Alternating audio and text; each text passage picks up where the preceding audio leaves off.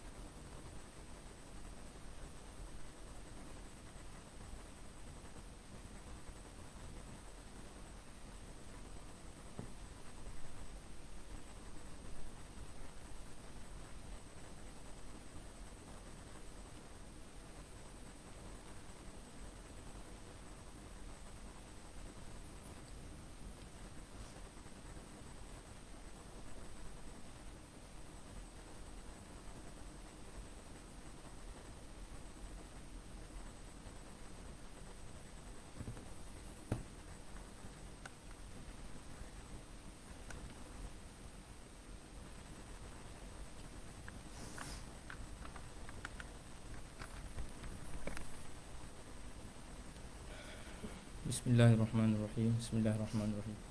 Clear ke? Ada dengar suara?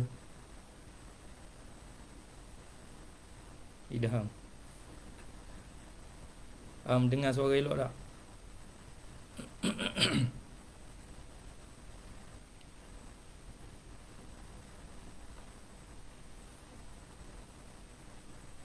Try respon seorang. Suara jelas elok? Clear. Okay.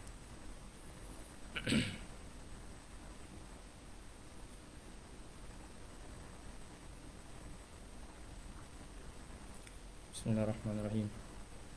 Kita mula insya-Allah.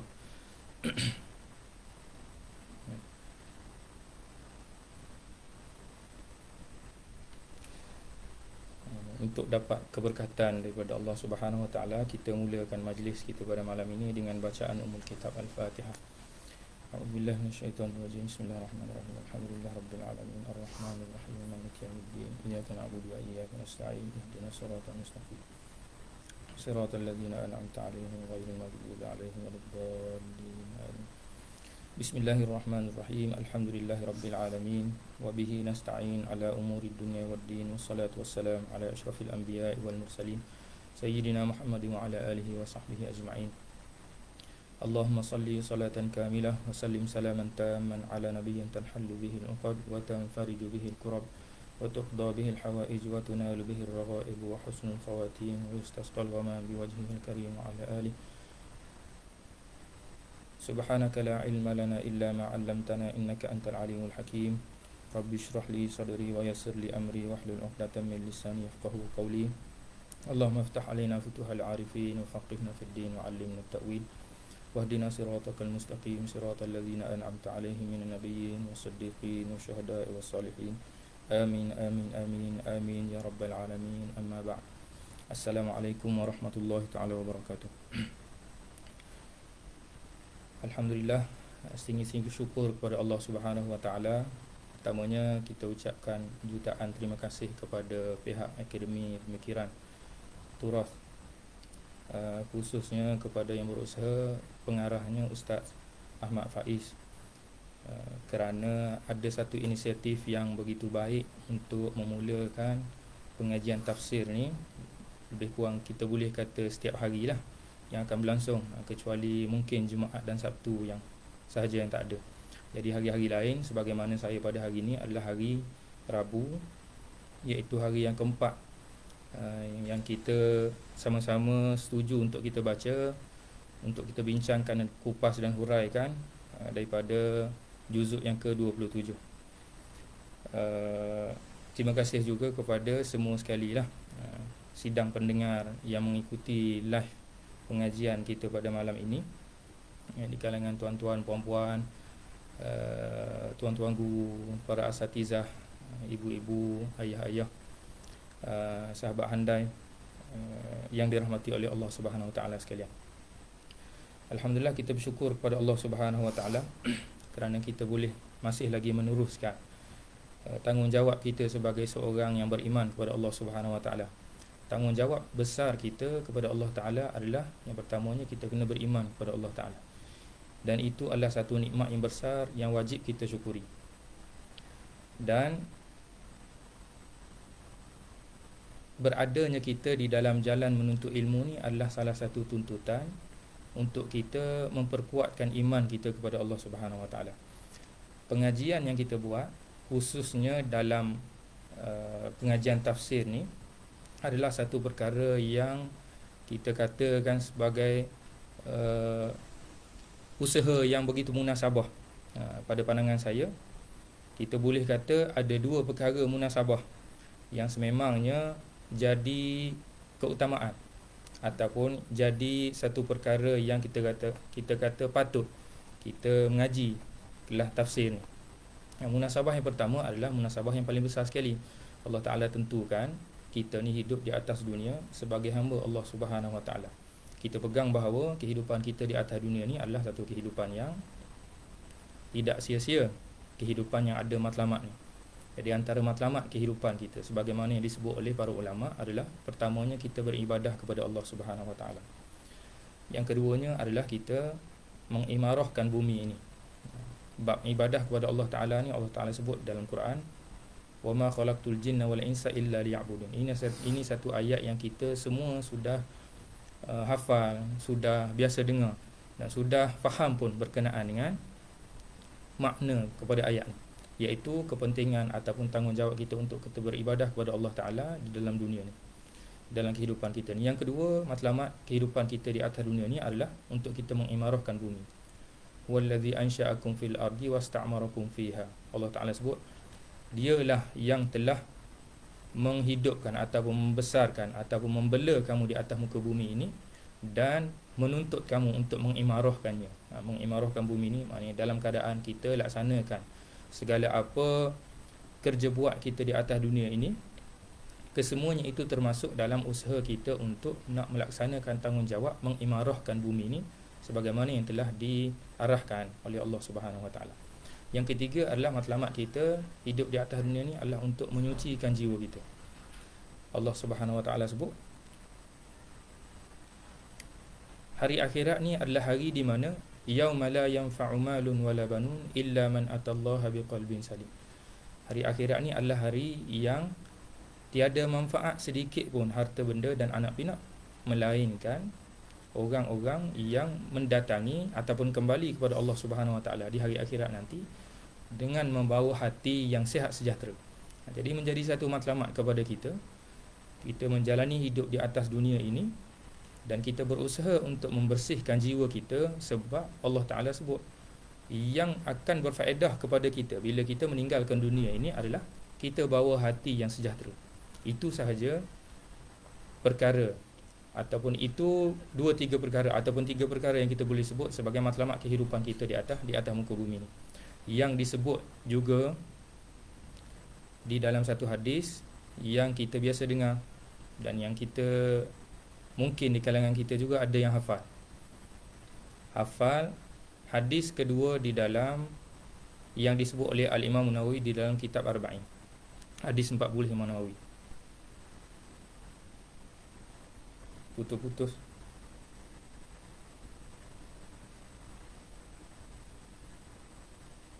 Clear tak? Bismillahirrahmanirrahim.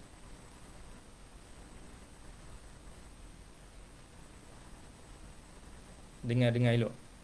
Okey tak Ustaz Fatih? Putus-putus juga kadang-kadang. Sebab apa? Sebab mic ni ke?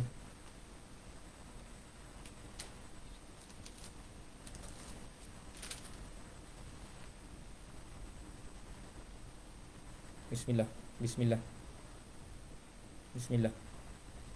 Nanti kita buka live.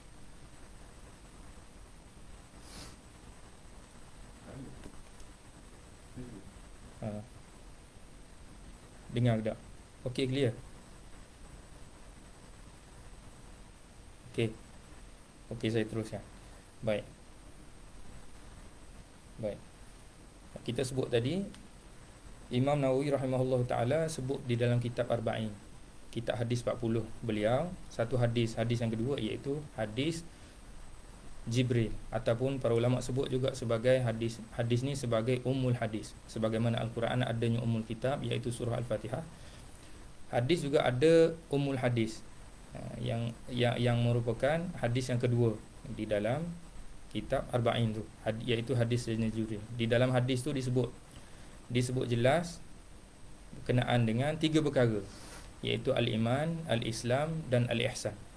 3 perkara ni jadi perkara yang besar kepada kita, sebab di akhir hadis tu, secara ringkas kita sebut, di akhir hadis tu Rasulullah SAW sebut, yang datang kepada kamu pada hari sekian-sekian itu adalah Jibril, atakum liwa'allimakum dinakum. Dia datang adalah untuk mengajarkan kepada kamu agama kamu. Ini makna ataupun kandungan yang disebut di dalam hadis itu tadi. Yang kita nak simpulkan apa dia? Agama itu terkandung di dalam 3 perkara tadi. Terkandung di dalam apa dia? Al-Islam, terkandung juga di dalam al-iman, dan juga terkandung juga di dalam al-ihsan. Daripada 3 perkara inilah lahirnya juga kesimpulan kepada matlamat kehidupan dunia kita yang kita bincangkan tadi, iaitu beribadah kepada Allah Subhanahu Wa Taala. Daripada al-iman itu, percaya kepada Allah, lahirlah tanggungjawab kita kena beribadah kepada Allah Taala. Yang pertama. Daripada al-Islam itu, iaitu menyusun segala kerja buat kehidupan kita ini, ada kerja buat kita yang hukumnya harus, ada kerja buat kita yang wajib untuk kita buat hukumnya, ada kerja buat kita, perbuatan kita yang sunat untuk kita buat, ada yang haram untuk kita buat. Secara kesimpulannya, hukum hakam ini menyusun segala kehidupan dunia kita, yang memandu kita sama ada kita boleh buat ataupun tak boleh buat dalam usaha kita nak laksanakan tanggungjawab kita mengimarahkan bumi Allah Ta'ala. Jadi daripada al-Islam itu lahirlah apa yang kita panggil sebagai al-imarah. Daripada al-ihsan itu pula lahirlah satu bentuk lagi matlamat kehidupan kehidupan kita di atas dunia ini, iaitu apa dia? At-tazkiyah, menyucikan jiwa. Jadi ini adalah matlamat besar kehidupan kita di atas dunia. Panjang kita sebut tadi, apa yang saya nak sebut adalah munasabah kita mengaji tafsir. 3 perkara tadi adalah matlamat kehidupan kita di atas dunia. Bila kita ada 3 matlamat tu, kita faham sungguh-sungguh daripada mana sebenarnya kita nak faham, daripada mana sebenarnya disimpulkan kita ada 3 matlamat besar ni. Para ulama sebut kesimpulannya adalah daripada segala isi kandungan wahyu, daripada Al-Quran, daripada Al-Hadis, disimpulkan bahawa 3 perkara ni adalah matlamat kehidupan kita atas dunia. Dan secara detailnya, macam mana kita nak laksanakan tanggungjawab kita di atas dunia dengan laksanakan ketiga-tiga perkara tadi adalah dengan kita faham kalam Allah Subhanahu Wa Taala. Jadi begitu munasabah sekali untuk kita melihat apa yang Allah Ta'ala sebut kepada kita melalui kitab Al-Quran ini. Sebab matlamat kita adalah untuk 3 perkara tadi. Tidak tercapai 3 perkara tadi, melainkan kita tengoklah secara terperinci satu persatu apa yang Allah Ta'ala sebutkan. Dan sekurang-kurangnya, kalau kata terlalu sibuk sangat kita, ada juga masa yang kita tentukan supaya apa dia? Kita faham kehidupan kita di atas dunia ni adalah dengan melaksanakan 3 matlamat itu tadi.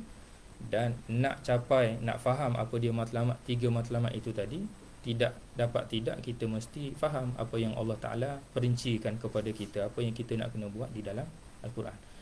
Jadi kita mengaji ataupun kita duduk, sekurang-kurangnya tidak memahami sebagaimana para ulama faham, sekurang-kurangnya kita faham 1-2 makna yang boleh memperkuatkan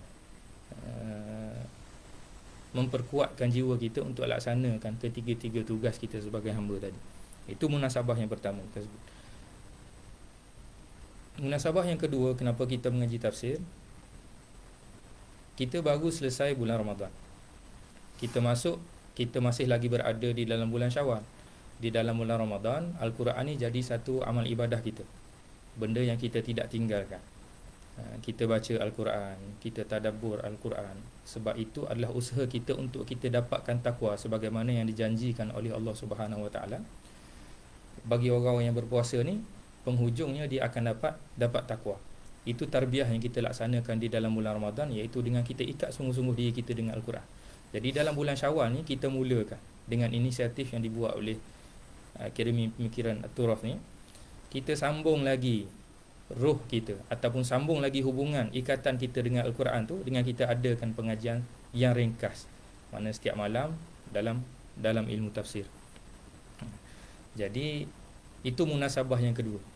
Sebab dalam bulan puasa kita nak dapat takwa dengan kita baca Quran, dengan kita ikat diri kita dengan Al-Quran. Begitu juga di dalam bulan Syawal ni pun kita nak masih lagi nak kekalkan takwa yang kita dapat di dalam bulan Ramadan itu, dengan kita berbincang, dengan kita kupas, dengan kita memahami makna-makna Al-Quran.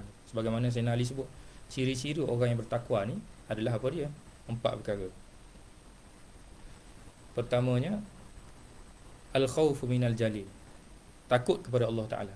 Yang keduanya, al-amalu bit-tanzil, yang ini beramal dengan apa yang Allah Ta'ala turunkan. Inilah usaha kita macam mana kita nak beramal dengan kita mengaji tafsir. Yang ketiganya, Sayyidina Ali sebut, ar-ridha bil qalil, redha dengan segala ketentuan Allah Ta'ala terhadap kita, wal isti'dad liyaumir rahim, dan kita berusaha sungguh-sungguh untuk menghadap hari kembalinya kita kepada Allah Ta'ala. Baik, panjang nak sebut munasabah tu sebagai mukadimah pada malam ni. Jadi saya mohonlah, sebab saya pun cakap dengan laptop sekarang ni dalam keadaan nak biasakan diri bercakap dengan laptop.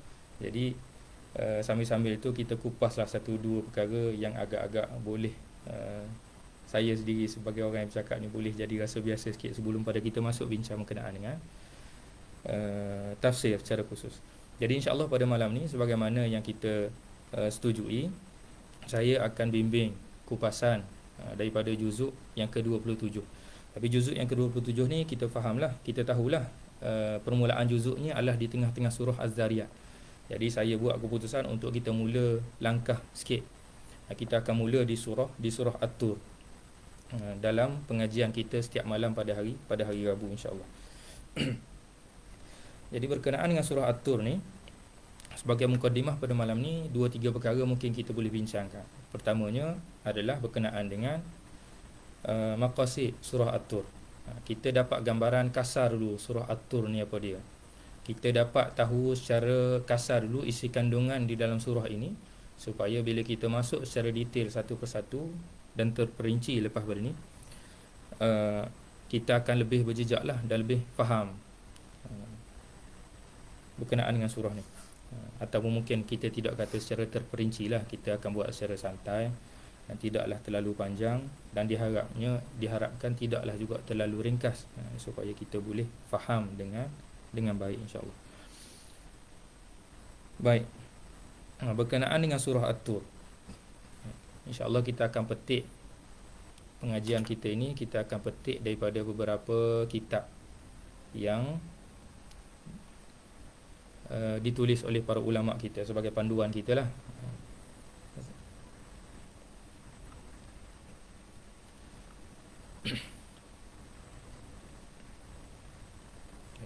Surah At-Tur ini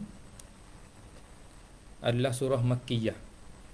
Kita masuk bincang sikit berkenaan dengan surah At-Tur. Baik, surah At-Tur ni adalah surah Makkiyah. Surah Makkiyah ni sebagaimana yang mungkin telah disebut oleh asatizah yang dah bersiaran sebelum ni, surah Makkiyah ni bermakna apa dia? Surah ataupun ayat-ayat yang diturunkan sebelum hijrah Rasulullah sallallahu alaihi wasallam.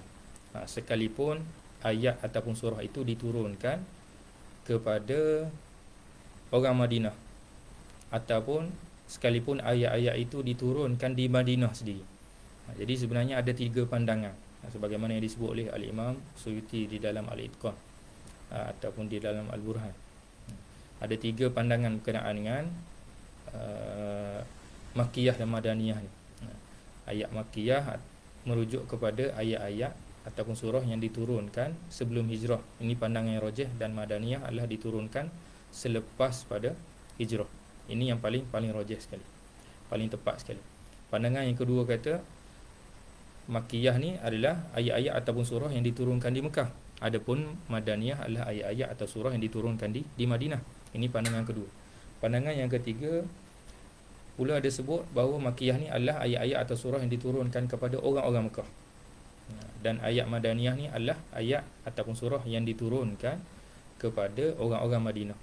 Ini perbezaan pandangan terhadap apa yang dibincang di dalam bab Makkiyah dan Madaniyah. Jadi surah At-Tur ni adalah surah yang termasuk di dalam surah Makkiyah, iaitu surah yang diturunkan di dalam surah yang diturunkan ketika mana sebelum Rasulullah sallallahu alaihi wasallam berhijrah ke kota Madinah. Baik. Surah Madaniyah, surah Makkiyah ni kita boleh tengok secara jelas ciri-cirinya sebagaimana disebut oleh para ulama. Ayat-ayat surah Makkiyah ni pendek-pendek. Kita boleh jumpa di dalam surah At-Tur ni pun ayat dia pendek-pendek. Dan surah Makkiyah ni biasanya permulaan dia dimulakan dengan Allah Ta'ala bersumpah. Kalau kita terjemah dengan demi-demi tu, wal asri ataupun wadduha ataupun sebagaimana surah At-Tur ni, wattur, itu ciri-ciri dalam surah ataupun ayat Makkiyah. Yang paling besar sekali cirinya adalah isi kandungan ayat tersebut yang membawa makna-makna ataupun membawa perkara-perkara berkait dengan tauhid, yang berkait dengan keimanan, yang berkait dengan menjauhi syirik, yang berkait dengan membanteras ataupun berdebat dengan orang-orang musyrikin. Ini perkara-perkara yang dibawa ataupun kandungan di dalam surah Makkiyah ni ataupun ayat Makkiyah yang jadi beza dengan ayat-ayat dalam surah Madaniyah. Baik, ayat surah At-Tur ni adalah termasuk di dalam surah Makkiyah. Baik, dinamakan At-Tur adalah kerana apa? Kerana di dalam awal surah ni disebutkan dengan Wat-Tur. Dan ada di dalam hadis Rasulullah sallallahu alaihi wasallam disebut bahawa Rasulullah sallallahu alaihi wasallam pada sekian-sekian baca surah At-Tur. Jadi bila disebut surah At-Tur ini, nama dia tu adalah bersempena dengan apa dia? Bersempena dengan munasabahnya disebut At-Tur di depan. Itu sedikit kita kata apa maklumat berkenaan dengan surah At-Tur. Maklumat yang kedua mungkin kita boleh sebut sikit untuk kita lebih dapat gambaran adalah berkenaan dengan asbabun nuzul. Ada juga perbincangan asbabun nuzul yang berkait dengan surah At-Tur ni.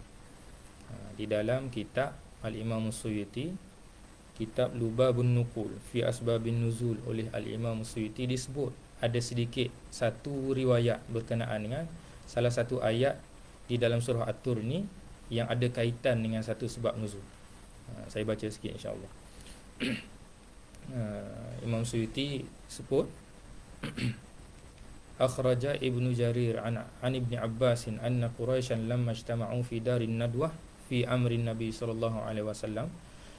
Telah diriwayatkan oleh Sayyidina Jabir daripada Sayyidina Abdullah bin Abbas bahawa orang-orang kafir Quraisy ni berkumpul, berhimpun di Darun Nadwah berkaitan dengan urusan baginda sallallahu alaihi wasallam, urusan Rasulullah. Urusan apa dia? Urusan mereka ni benci kepada Rasulullah, nak buat macam mana. Ini peristiwa.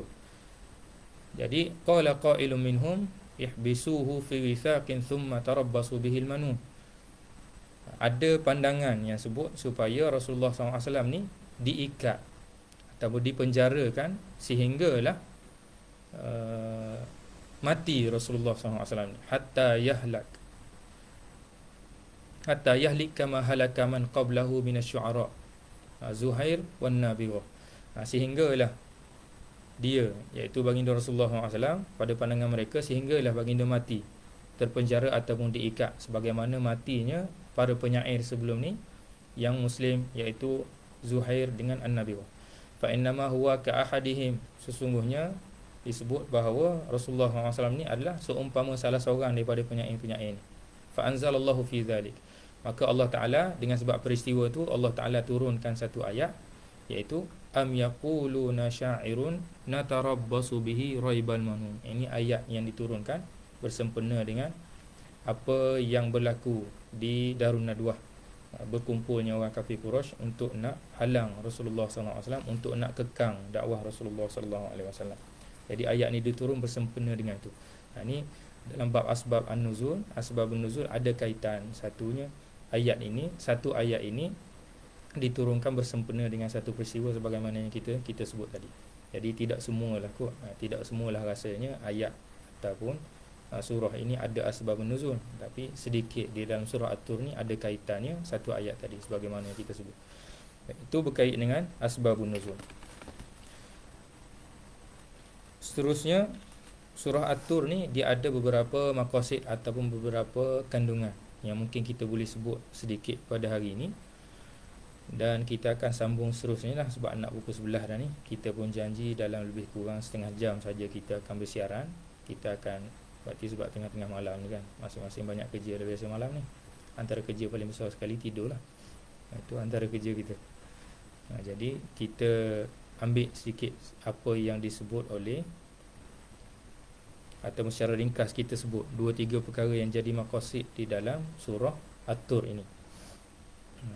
Kita ambil sikit apa yang disebut oleh Syekh Muhammad Ali As-Sabuni di dalam kitab beliau rahimahullah, kitab Safwatut Tafasir.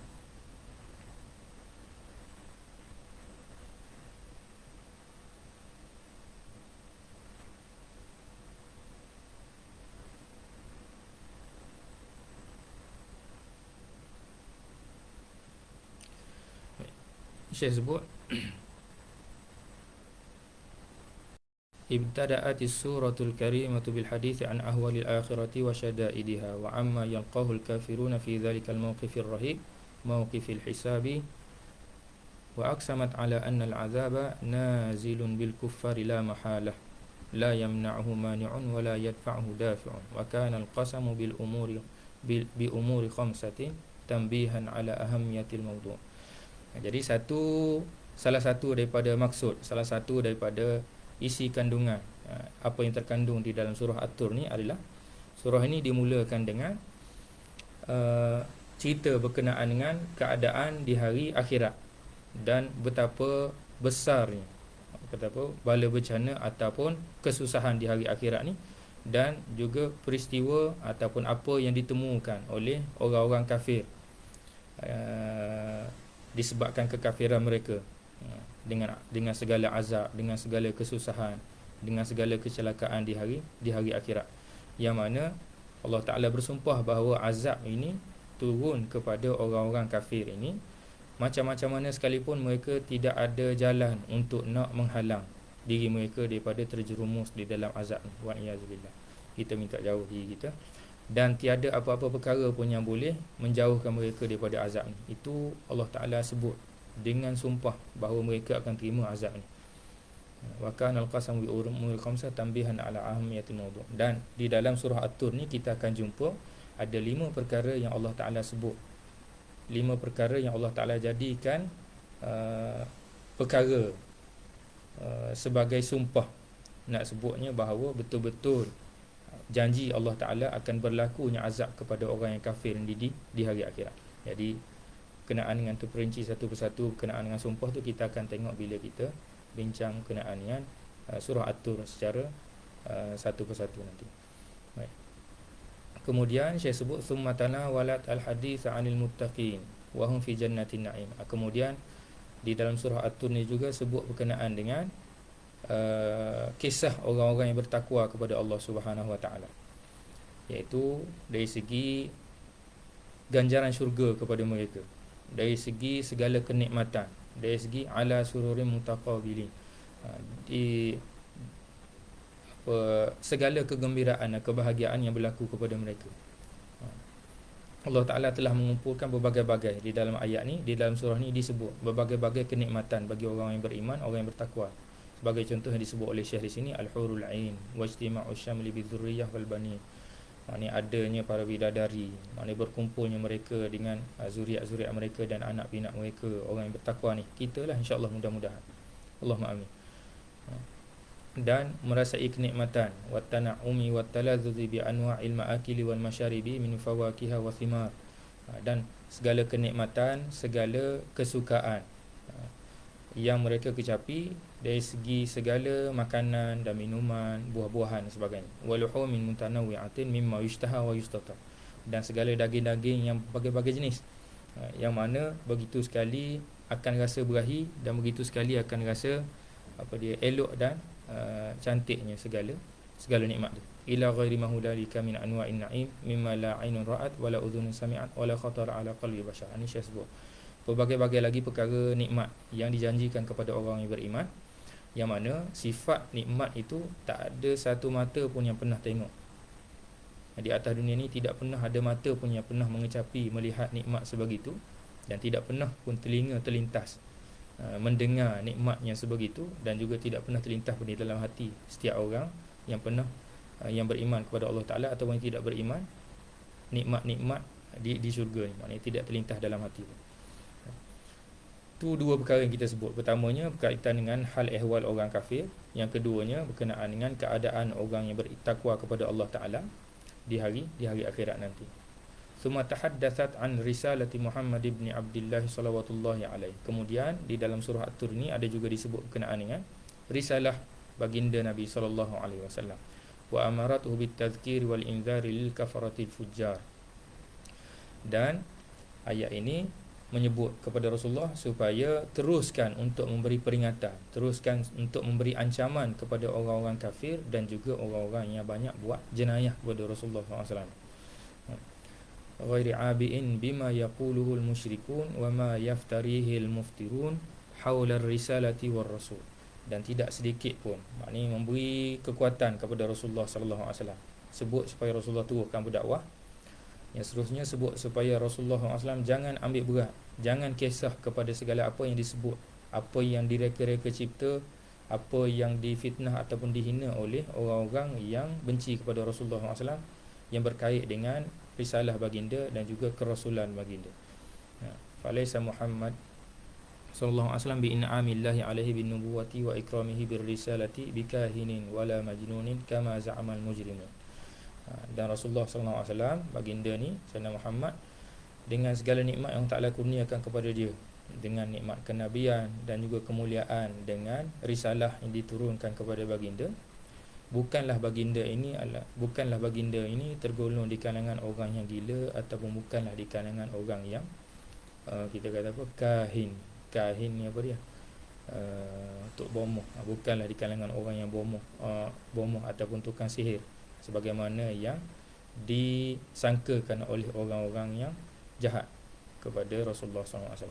Ini maksud ataupun tujuan ataupun isi kandungan yang ketiga. Yang seterusnya saya sebut thumma ankarat as-suratu 'alal musyrikin maza'imahum al-batilah. Kemudian surah ini mengingkari pandangan-pandangan ataupun pegangan ataupun akidah, pegangan i'tikad orang-orang musyrik ini terhadap kenabian Rasulullah sallallahu alaihi wasallam fi sya'ni nubuwati Muhammadin sallallahu alaihi wasallam wa raddat alaihim bil hujajid damighati wal barahi al qati'ah. Dan surah At-Tur ini membalas balik segala tuhaman mereka itu dengan hujah-hujah yang kejam dan bukti-bukti yang begitu kukuh sekali, hatta taqsamu zahrul batin, sehingga hancur berkecai lah, pecah ni maksudnya sehingga hancur berkecai, maknanya kebatilan tu.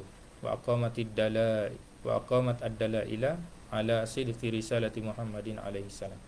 Dan juga mendirikan, dan juga surah ini mengangkat atau mendirikan dalil-dalil ke atas kebenaran risalah Rasulullah sallallahu alaihi wasallam.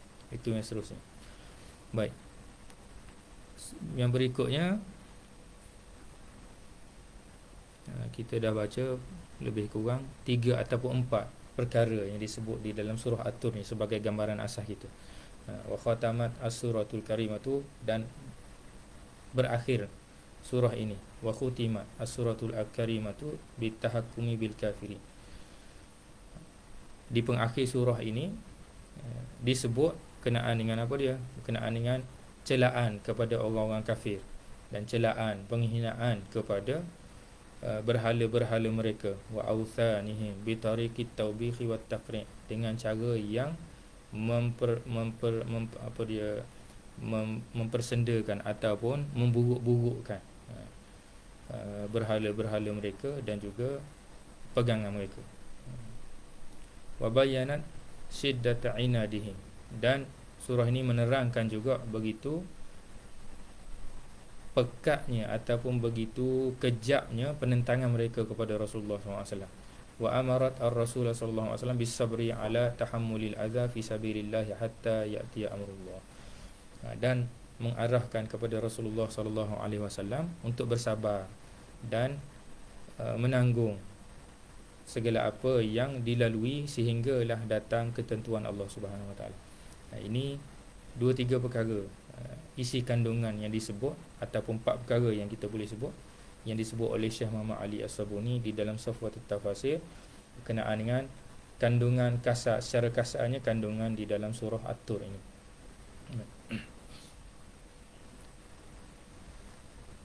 Baik. Dan yang seterusnya, mungkin yang terakhir yang kita boleh sebut adalah di dalam mukadimah ni adalah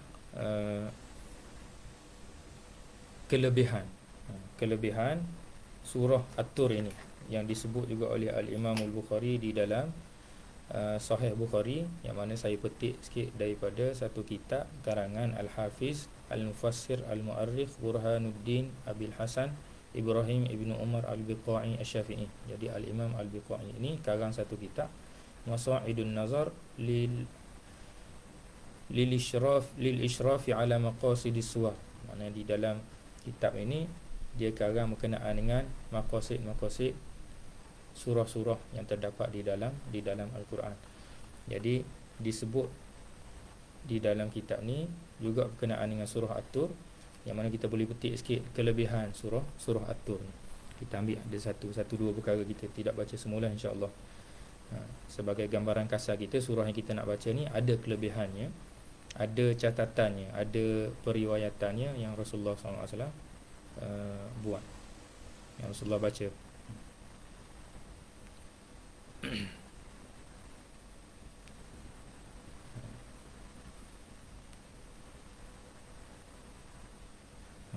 Saya baca sikit. Wa awradahu at-Tirmidzi bi ghairi sanadin an Jabir bin Mut'im radhiyallahu anhu anna Rasulullah sallallahu alaihi wasallam qara'a fil maghrib bit-tur.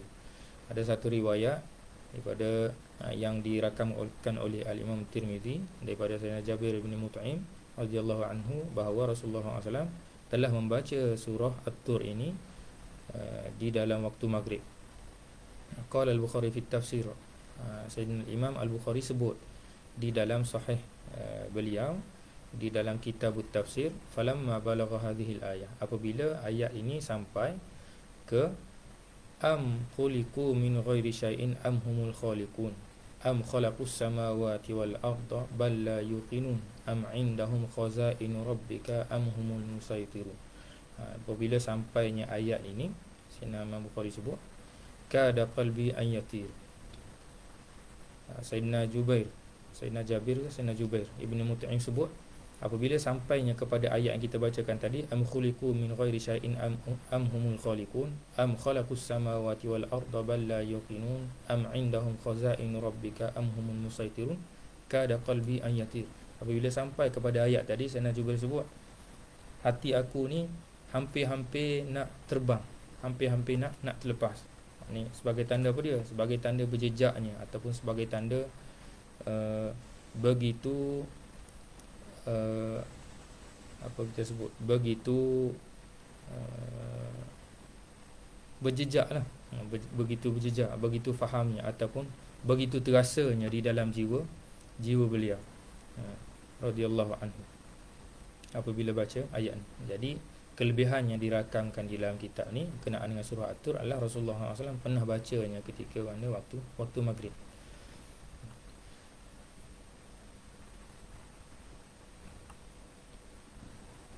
Dan di dalam satu hadis lagi yang disebut dalam kitab ni dirakamkan bahawa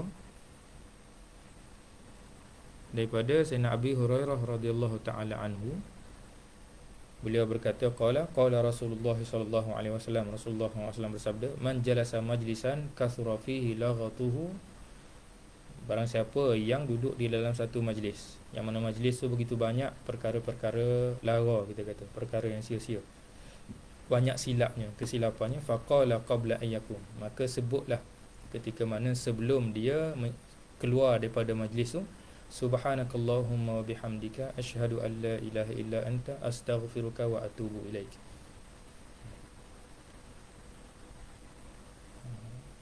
Dan kalau kata selepas pada majlis tu dia baca satu zikir yang disebut tadi, subhanakallahumma bihamdika asyhadu an la ilaha illa anta astaghfiruka wa atubu ilaik, illa kana kafaratan lima bainahuma. Melainkan zikir itu tadi akan jadi kafarah terhadap segala perkara-perkara silap ataupun dosa yang dibuat di dalam majlis itu tadi. Jadi bacaan zikir ni kita masyhur sebagai zikir apa dia? Kafaratul majlis. Kita sebut kafaratul majlis, zikir selepas pada kita selesai majlis. Saya pernah dengar daripada guru saya, kalau tak silap Fadilatul Syekh Mustafa Abu Zaid, dia sebut hadis ni tunjuk kepada kita bahawa kita baca tasbih kafarah yang kita sebut sebagai tasbih kafarah ni adalah ketika mana kita duduk di dalam satu majlis yang bukan majlis-majlis zikir ataupun bukan majlis ilmu. Jadi bila kita duduk di dalam majlis-majlis yang kita jumpa kawan ataupun kita jumpa saudara mara ataupun kita jumpa siapa-siapa, biasanya kita ni menyembang panjang. Bila sembang panjang, kita akan termasuk dalam perkara-perkara yang mungkin ada salah silapnya dalam percakapan kita. Jadi bila kita selesai berjumpa dengan orang di dalam mana-mana majlis, tak kira lah kita berjual beli ke ataupun kita menyembang silaturahim untuk silaturahim ke ataupun apa-apa urusan sekalipun, selepas pada kita selesai majlis tu, kita nak keluar, kita baca tasbih kafarah. Itu sebenarnya tuntutan, kita baca tasbih kafarah. Jadi apa kaitannya tasbih kafarah ni dengan surah At-Tur? Ibn Abbas sebut hadis ni ataupun bacaan tasbih kafarah ni adalah salah satu tafsiran para ulama terhadap satu ayat yang disebut di dalam surah At-Tur ni, iaitu ayat yang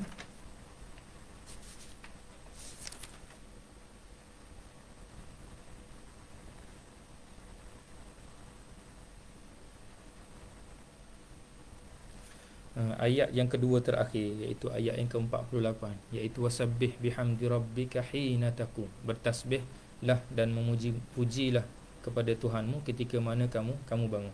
Ini sedikit apa yang dicatat oleh Al-Imam Al-Bukhari di dalam kitab dia sebagai satu kelebihan bagi surah At-Tur.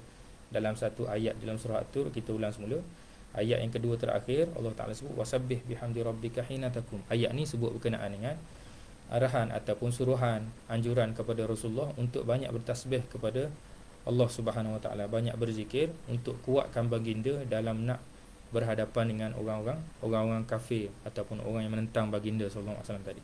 Tapi ianya juga disebut oleh Al-Imam Bukhari ini sebagai ayat yang boleh ditafsirkan juga dengan hadis yang kita bacakan tadi itu, iaitu hadis tasbih kafarah. Sebab tasbih kafarah ni adalah tasbih yang dibaca ketika mana kita nak bangun selesai daripada kita berjumpa dengan siapa-siapa di dalam mana-mana majlis. Itu 2-3 perkara yang kita boleh sebut sebagai asas ataupun sebagai perkara kasar kandungan di dalam surah At-Tur. Saya mohon maaf begitu panjang kita pada malam ni, janji kita setengah jam, kita lewat 15 minit. Jadi